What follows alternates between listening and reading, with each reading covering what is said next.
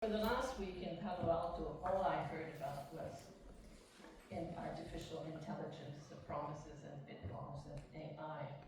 So I was really curious to hear what he had to say about this new technology. Mr. Pichai had barely begun his speech that there were screams, yells, banners waved. 100 students got up and walked out of the stadium. And what was intended as a really solemn and celebration of hard work for the thousands of students in that stadium and their parents and friends turned out to be a very extremely awkward moment. I was not sure what was going on at the time, but then I learned from CNN that the protests were directed at Google's contractors in Israel and the AI component. But I felt I had been taken hostage. I wished Mr. Pichai or the Stanford dean had publicly uttered with words or in silence that something was taking place before our eyes that was not business as usual. This would have given me the signal that they had at least listened. But they did not. Mr. Pichai continued throughout this controversy with his speech unperturbed, and no mention, of course, of AI.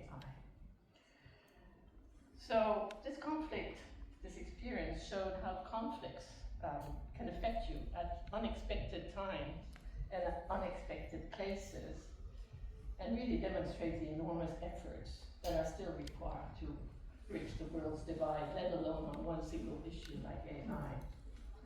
And finally, it highlighted to me the importance of what we're all about, the co-foundation. So back in Geneva, it's meaningful that we begin in the heart of international and human rights institutions. We are in a place that reminds us how closely democracy is tied to law, to rights, to institutions, of human dignity, and to the patient work of collaboration. This is also why the Co-Foundation has an office here at the Maison de la Paix. You did not come here today to hear a catalogue of worries. You know, as I do, that we are living through a time of increasing global fragility. Democratic norms are under pressure, civic space is shrinking, conflicts continue to reverberate across societies. Artificial intelligence is reshaping the way truth and trust are formed. Climate change, inequality, and polarization add to a sense that the world is becoming more uncertain and more divided. I do not want to dwell on this today. You all read the media and you know the situation and how threatened our democratic values currently are. I think, and I hope, that you are here because you believe, like we do, that truly peaceful and equal societies are built on democratic principles, and that people, when they truly meet, can choose responsibility over resignation and engagement over cynicism. We believe that lasting democratic peace begins with people. Of course, systems matter, laws matter, institutions matter. But institutions are carried by people. They are defined and defended by people. They are also weakened at times by people. And they are renewed by people who are willing to listen, to reflect, and to act with responsibility. No single person in the room can repair democracy alone, that is obvious. But democracy lives also in the way we speak to one another, in the way we disagree, in the way we make space for voices that are not always heard, and in the courage to ask what must change in ourselves, and as well as in our societies, to create the platform where we can all belong. This conviction has been part of the Co-Foundation since 1946, when 100 Swiss families came together to acquire and donate the Co-Palace to the Foundation as a center for dialogue, reconciliation, and peace. At that time, you will appreciate reconciliation in Europe was an urgent necessity between people, between nations, and especially between those who had reasons not to trust one another. This year, as the Foundation marks 80 years from that beginning, we remain faithful to the same principles. People need places when they can meet differently. They need conditions in which trust can be rebuilt. They need time to listen, and sometimes to be silent. They need the possibility of speaking truthfully without immediately being reduced to a position, a party, or a label. For those of you who will come to Co later today, you will discover a place with a very special atmosphere. Of course, there's the view, the mountains, the lake, but our unique setting is much more than that. Co is a place and space where inner change can lead to societal transformation, because lasting change starts from within. So before we move on, I would like to personally thank all our speakers, musicians and artists for being here at this opening. We are so grateful that you are with us today. And we have an incredible lineup of speakers throughout the week, and I also want to acknowledge their contribution and thank them for joining us. Partnerships is a key pillar of our foundation, and we are grateful for all our partners, and you can see them above the photo of the Co-Palace, for the trust, expertise, resources, imagination, and time they bring. And finally, I would like to thank every member of our Foundation Council, there are a few in the room, our Executive Director, Ignacio Packer, our wonderful team, our wonderful volunteers, and the very many members of the Initiative of Change movement who have come from different places to make sure this forum is a truly collaborative space to engage in. Whether you're joining us here in Geneva, online, or soon in Co, I hope this forum will help us move from anxiety to agency, from distance to encounter, and from concern to responsibility. With gratitude for your presence and with confidence in the work that we're about to begin, I'm very pleased to declare the Co-Democracy Forum 2026 open.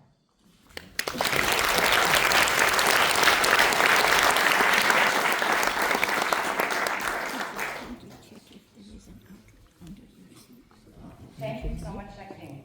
We're now delighted to invite Ambassador Tim Enderlin, who's the head of the Peace and Human Rights Division at the Swiss Foreign Affairs, to the stage. With nearly 3 decades of Swiss diplomacy, he brings a wealth of field experience in human rights and peace building to our discussion today. Welcome, Ambassador Enderlin.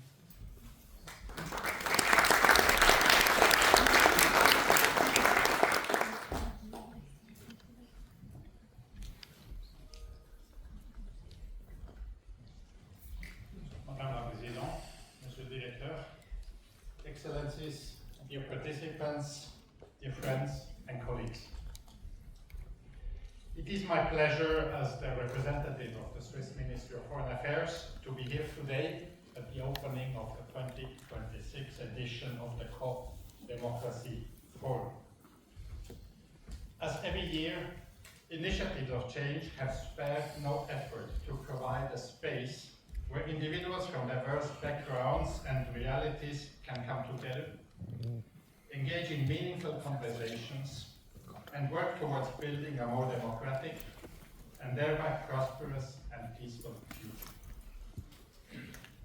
This year's forum focuses on revitalizing democracy through hope, healing, and human security. It is indeed a timely topic. Across the globe, we have been experiencing a continuous retreat of democracy. By the end of 2025, 74% of the world's population lived not in democracies, but in autocratic regimes.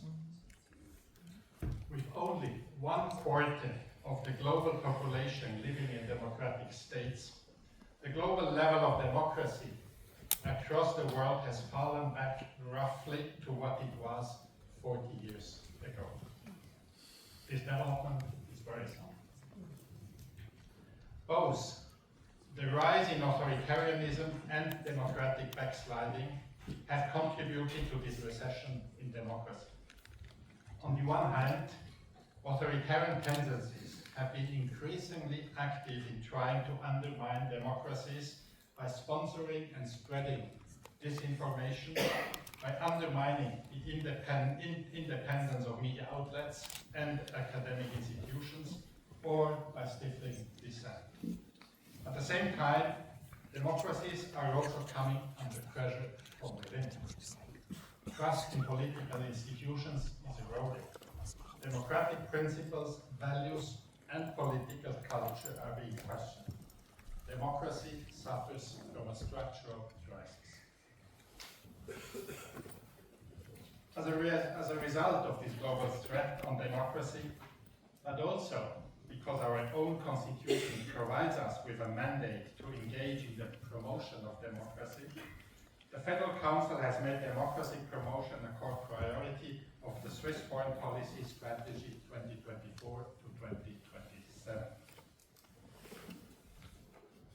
To implement this priority, the Swiss Federal Department of Foreign Affairs has launched back in 2025 its first ever democracy guidelines. The guidelines set out the overall direction and priorities for our work on democracy promotion until 2028. One aspect of those guidelines that I would like to emphasize here is what we have come to call democracy diplomacy. By that, we simply mean a more strategic use of classic diplomatic tools for the sake of democracy promotion. We engage in bilateral and multilateral dialogues to strengthen our alliance with like-minded democracies, and we support multi-stakeholder platforms and initiatives to strengthen democratic resilience. However, what does it mean to strengthen democratic resilience? To us, it is the capacity of democracies to withstand internal and external attacks, as well as their capacity to adapt to new challenges. This entails, on the one hand, that we critically examine if the nature of democracy support needs to be adapted as well. In today's world, for example, election support means, above all, to combat polarization and disinformation. And it entails also that the focus must lie on strengthening and protecting what we already have. Through our diplomacy for democracy, we therefore primarily engage with established or backsliding democracies. Another important pillar of our work focuses on developing and promoting a positive narrative on democracy. That is to find ways in which we can speak about democracy that capture both hearts and minds, and that make sure that democracy as an efficient form of governance still delivers. After all, democratic structures have been proven time and again to be essential for human flourishing, for economic growth, sustainable development, and peace. Democracies promote inclusive dialogue, encourage accountability, and enable societies to address grievances peacefully through established mechanisms. They foster gender inequality, reduce child mortality and illiteracy. These and other positive aspects of democratic governance should again become more present, I believe, in the global narrative on democracy. And this is why I consider the forum to be so important. It provides a valuable platform for developing a common language that highlights the positive contributions and value of democracy. Excellencies, ladies and gentlemen, this year's topic invites us to reflect on pathways for renewal of democracy. Throughout the week, exchanges, dialogues, mutual learning, and collaboration will spark reflection to respond to some key questions. How can we reinvigorate democracies across the globe? How can we positively change the narrative? How can we restore trust in democratic systems? Against the backdrop of the erosion of democratic processes, it is more important than ever to gather and tackle these questions today. On behalf of the Federal Department of Foreign Affairs, let me convey my sincere gratitude to each and every one of you for your commitment to democracy and peace, And let me again thank the Initiatives of Change for convening this forum. Thank you, and I wish you very fruitful exchanges.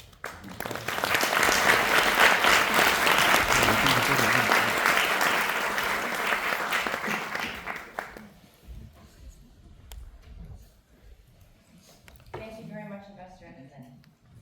We are now delighted to welcome His Excellency Yukio Hotoyama, the 93rd Prime Minister of Japan, to the stage. A leader who has long championed reconciliation, regional cooperation, and a values-driven vision of democracy. He was named among Time's 100 most influential people in the world for his role in reshaping Japan's political landscape. Please join us in welcoming him to the stage to share his views on fraternity, responsibility, and the future of democracy.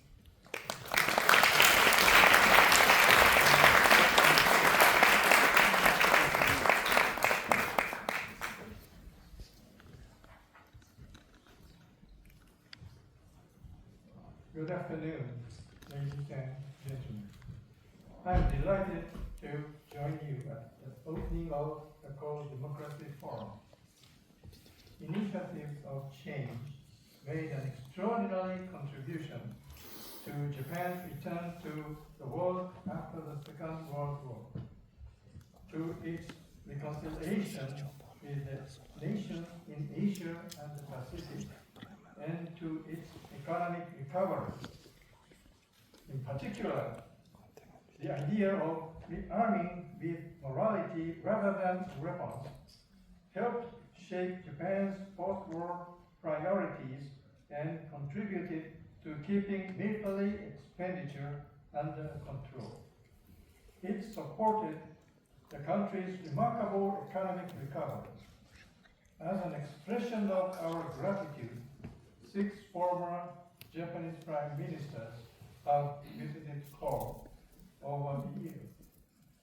My grandfather, Prime Minister Ichiro Hatoyama, welcomed Dr. Frank Buchmann to Japan in 1956 to express his appreciation for these contributions and decorated him with one of Japan's highest honors. A few months later, Ichiro Hatoyama traveled to Moscow and succeeded in restoring diplomatic relations between Japan and the Soviet Union. This achievement paved the way for Japan's admission to the United Nations. 70 years have passed since then, and I was moved that Secretary General Antonio Guterres attended the ceremony in Tokyo commemorating the 70th anniversary of Japan's admission. I am grateful to those of you here who are working with the United Nations and making valuable contributions to the whole humanity. The political philosophy embraced by Ichiro Hatoyama was the philosophy of fraternity. This was championed by Count Richard Kalergi, founder of the Pan-European movement, one of the earliest movements advocated European integration. Count Kalergi suggested the removal of tariff barriers, the creation of a common currency, closer coordination of foreign and security policies, and institutions capable of reconciling national interests. I believe that this philosophy still offers a path towards unity in a world where division and volatility run rampant. I believe it could cope with a world threatened by tariff wars and wars in Europe, and Count Kalergi's vision eventually helped transform much of Europe into what may be described as a community of peace. After leaving Parliament, I established the East Asian Community Institute and proudly visited countries including China and South Korea. In these visits, I apologize for Japan's actions during the war and its period of colonial rule. I attended the 80th anniversary commemoration of the victory against Japanese aggression and the World Anti-Fascist War in Beijing on September 3rd last year. For these actions, I was criticized by politicians and the media in Japan. However, I continue my efforts until those nations that suffered from Japan can feel that reconciliation has genuinely been achieved. Only then, I believe, will the vision of an East Asian community truly move forward. However, the wars in Ukraine and the Middle East remind us that regional conflicts can rapidly affect the entire world. As a consequence, many countries are significantly increasing their military expenditure. Many regard this as unavoidable, but I do not. In Japan, the government has substantially increased defense spending on the grounds that the regional security environment is becoming more severe. Defense expenditure, which traditionally stood at 1% of GDP, has already risen to approximately 2%, and it could increase further. At the same time, Prime Minister Sanae Takaichi has indicated that in the event of a crisis involving Taiwan, Japan would work closely with the United States in support of Taiwan and in opposition to China. In my view, such statements risk further damaging relations between Japan and China at a time when strategic dialogue and mutual understanding are more necessary than ever. I advocate the concept of what I call the sovereignty of fraternity. I regard sovereignty not merely as an exclusive entitlement, but also as a responsibility to coexist. Sovereign states have a duty to protect their own citizens. At the same time, they also have a responsibility that their sovereignty does not undermine the dignity of the citizens of other nations. In practical terms, this means when considering national security, taking into account the concerns and history of neighboring countries. When pursuing economic interests, do not ignore the poverty or environmental burdens faced by other nations. Not viewing peace solely through military alliances, but creating frameworks that enable coexistence. The modern sovereign state is founded upon two fundamental principles: that a nation should determine its own affairs, and that it should not be subject to interference from other nations. However, in the 21st century, humanity faces new challenges: climate change, infectious disease, widening inequality, armed conflict, and refugee crisis that no sovereign state can resolve alone. If every nation pursues sovereignty solely through the logic of America first, the long-term sustainability of our planet will be placed at risk. We need to move from a concept of sovereignty that excludes others towards one that promotes coexistence and fraternity. Today, acts of violence committed in the name of sovereignty are taking place in the world. In the war in Ukraine, Russia, perceiving NATO's eastward expansion as a threat, invoked sovereignty in defense of its national security and ultimately started a military invasion. Meanwhile, Western nations supporting Ukraine continue to provide military assistance under the principles of national sovereignty and international order. Both sides invoke sovereignty, both sides invoke justice, yet the result has been the loss of countless lives and the destruction of communities. From the perspective of the sovereignty of fraternity, sovereignty should not be exercised by seeking complete victory for one's own nation.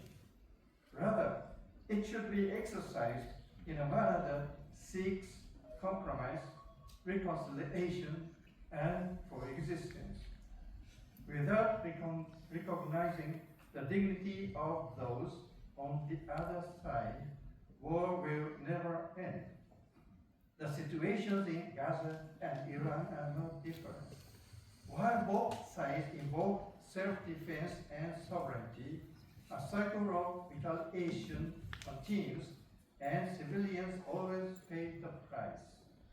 I visited Iran as early as 2012 and was criticized in Japan for doing so.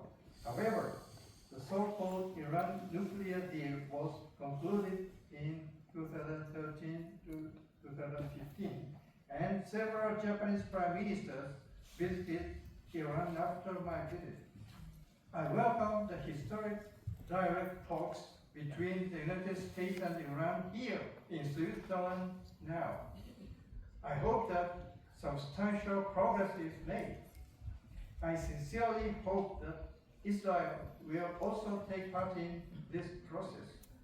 This is essential for sovereignty of fraternity for the whole world. While the spirit of fraternity among parties engaged in conflict may appear an extremely difficult task, mediators who understand the sovereignty of fraternity can help find ways to live alongside one another rather than seeking the complete defeat of the other side. This is why I ask myself the following questions.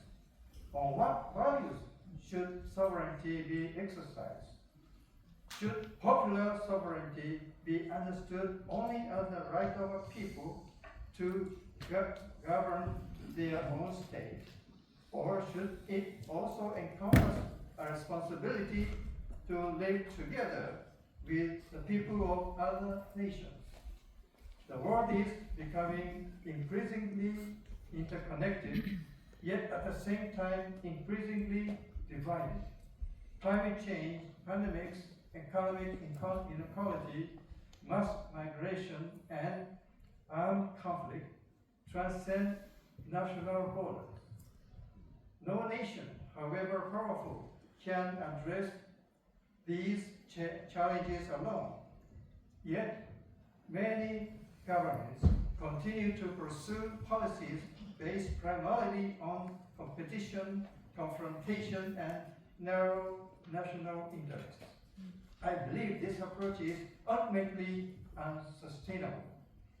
If we continue to view sovereignty solely as a means of advancing our own interests while disregarding the interests of others, we risk undermining the foundations of international cooperation upon which our common future depends. That is why I believe fraternity is not merely a moral ideal. It is a practical necessity. It reminds us that peace is not simply the absence of war, but the presence of mutual respect, understanding, and cooperation. To conclude, I believe we should embrace a broader understanding of sovereignty, one that protects our own people while also respecting the dignity and well-being of others. Just as Count Kudehov-Kalergi advocated fraternity and eventually led to today's European Union, I hope to continue pursuing the vision of an East Asian community founded upon peace, cooperation, and mutual trust. More broadly, I hope that the spirit of fraternity can help guide humanity towards a global community in which nations work together to address the challenges we all share. The future of democracy will depend not only upon institutions and elections, but also upon the ethical values that guide our activities. I believe fraternity remains one of the most important philosophies. Let us work together to promote mutual respect, mutual understanding, and mutual assistance, and in doing so, fulfill our shared responsibility to future generations. Thank you very much for your kind attention.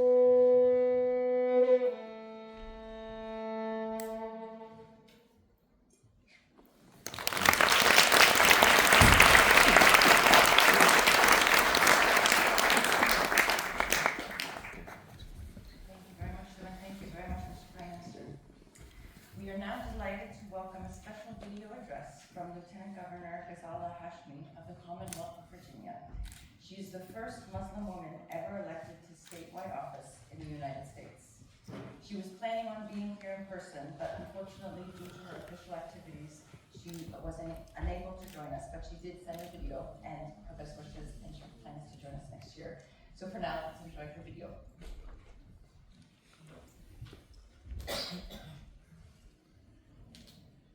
Hello, I'm Virginia's Lieutenant Governor Ghazala Hashmi, Distinguished guests and leaders, my plan was to join you in person, and I so greatly regret that circumstances have prevented me from doing that.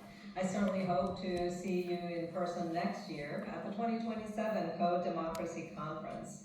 This year's conference occurs at a moment of such profound consequence, as you know.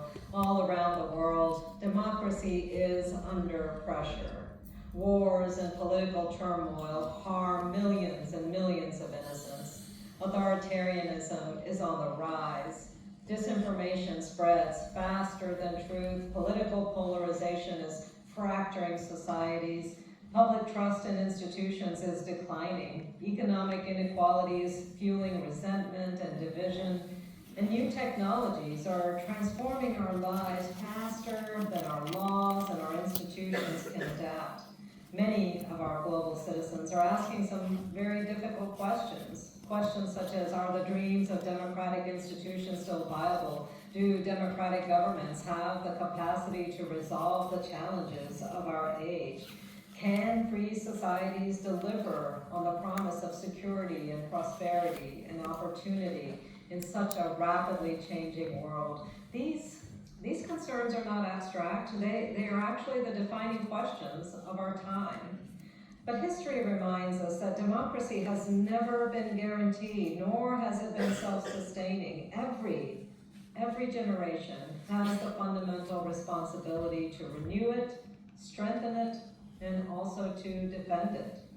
Today, that responsibility must fall heavily on government leaders and on leaders willing to shoulder the grave task of looking beyond the immediacy of this time and understanding the broader focus of human history, the focus of global interdependence, and the responsibilities to future generations. The survival and expansion of democracy depends not only on the constitutions that we have and the elections that we do, but on leadership that's worthy of public trust. So much rests upon our democratic institutions: independent courts, free media, professional civil servants, transparent elections, and the rule of law. These are the safeguards of freedom. And leaders must resist temptations to weaken these institutions for short-term political gain. The true test of democratic leadership is not how much power one can accumulate, but how faithfully one protects the institutions that limit the power of political leaders. Leaders must build or rebuild public trust that has rightfully now been challenged and in many cases eroded by those who seek personal power or self-aggrandizement. Trust is democracy's precious currency.